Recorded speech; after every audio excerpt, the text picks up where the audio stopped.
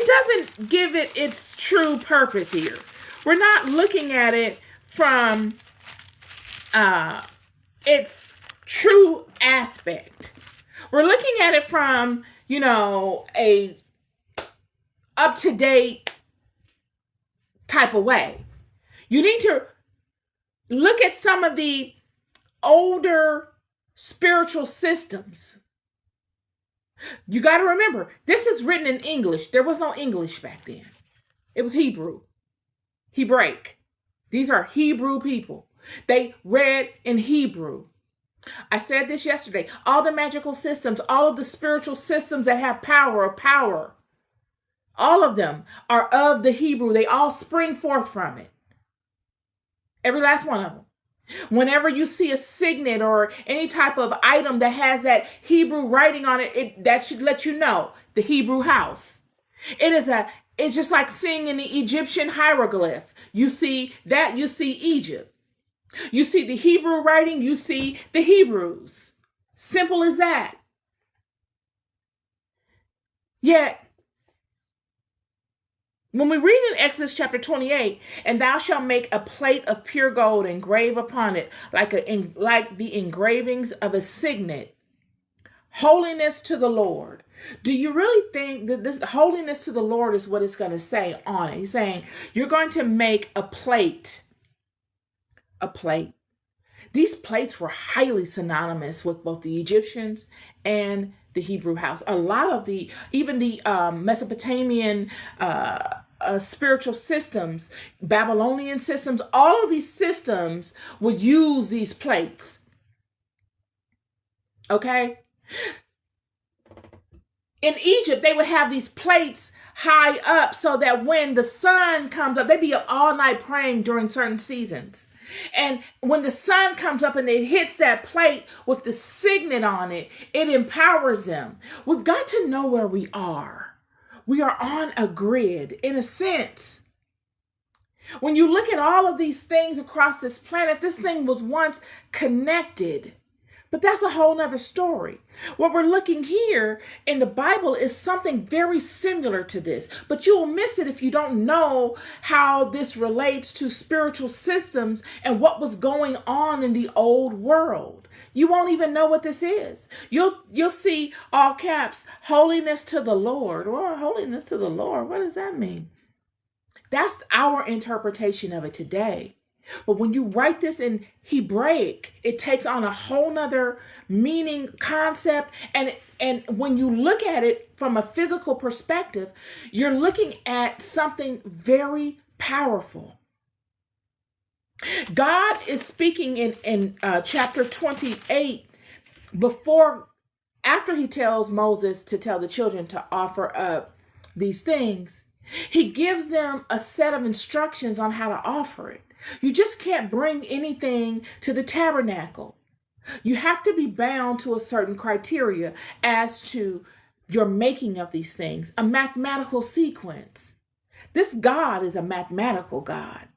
Because what we see here is that when the children would go and make these things within the tabernacle, they would need certain frequencies, gold, silver, and different precious metals. They would need certain weights of gold, mathematics. They would need wood, certain types of wood, certain lengths of wood, certain cubits. Mathematics is huge in this system. And when you add it all together, it formulates a particular type of song, which establishes a particular type of engagement. So what we see here is in verse 29, and Aaron shall bear the names of the children of Israel in the breastplate of judgment upon his heart, when he goeth in unto the holy place for a memorial before the Lord continually. Now, many people will say, well, the Bible is just a metaphoric rendition of something spiritual that happens in the body. In a sense, it is. But it's not just there. See, and this is what people don't get. that's very true. The Bible is a metaphoric rendition or a symbolic representation of something greater on a larger scale, both physically and universally. The internal aspects of the body mimic some of the things we find going on and commanded by God and described in the Bible. But from a physical perspective, there needs to be a correspondence. We live in a physical world. Even though we are a physical being, there is a spiritual being in us that animates us. You can't just have the internal faculty without the physical manifestation of that. They're divine counterparts to one another here in this realm. So when you see this breastplate of judgment, it is a breastplate of judgment. And it is held within the heart area. And it does have the 12 stones on it, the Ummim and the Thummim, in which God would use to communicate to the children when he was not coming down and specifically showing himself in the tabernacle. This ephod is what David would use throughout his walk, running from Saul. All David had was divination. He did not have an encounter with God like Moses. All David had was a knowing and an ephod for divination. Yet this breastplate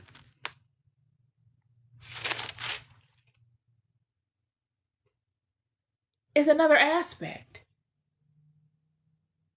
You see, Solomon would use these breastplates as well. Like I said,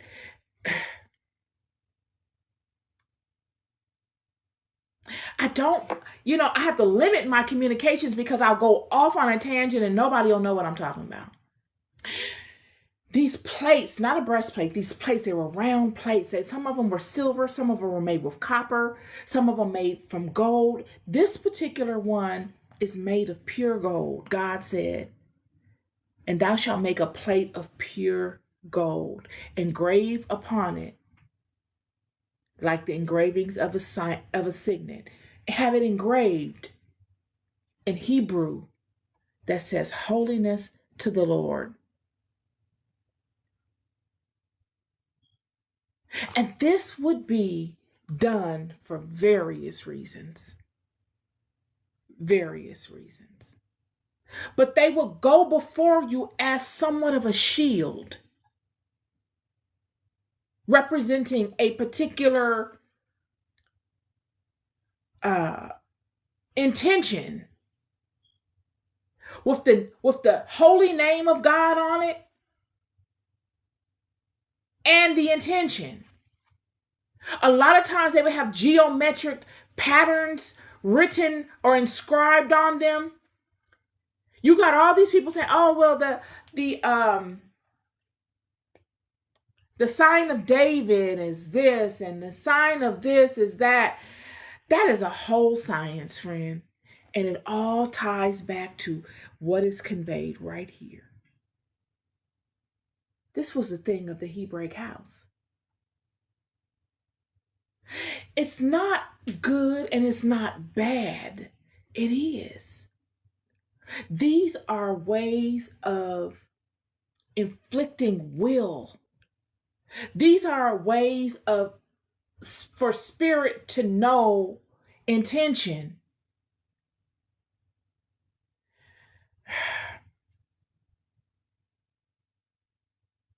These are ways of protecting oneself while interacting with spirit. Verse 34, a golden bell and a pomegranate, upon the hem of the robe round about.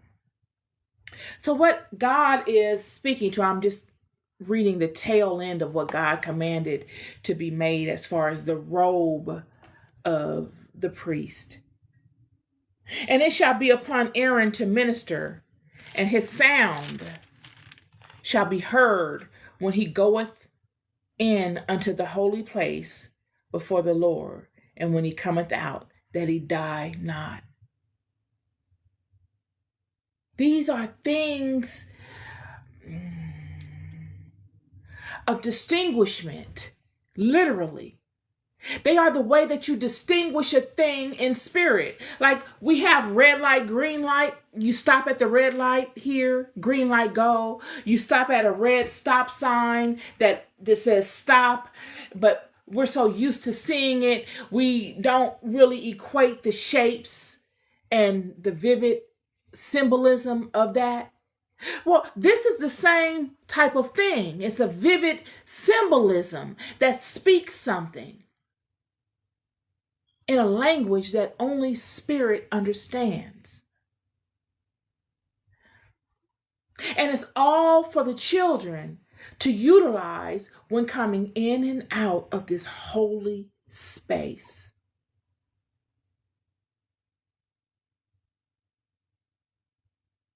Same way with these pentacles and pentagrams and all of these different symbols that are conducive to this house.